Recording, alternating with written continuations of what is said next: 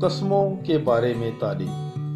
مقدس متی کی انجیل اس کا 5واں باب 33ویں آیت سے لے کر 37ویں آیت تک۔ پھر تم سن چکے ہو کہ اگلوں سے کہا گیا تھا کہ جھوٹی قسم نہ کھانا، بلکہ اپنی قسمیں خداوند کے لیے پوری کرنا۔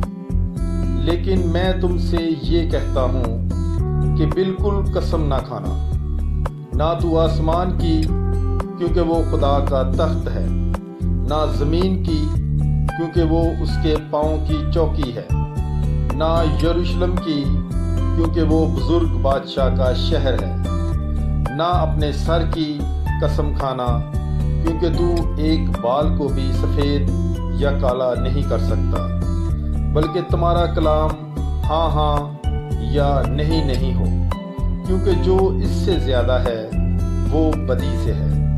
آمین۔ Bible is life. God bless you.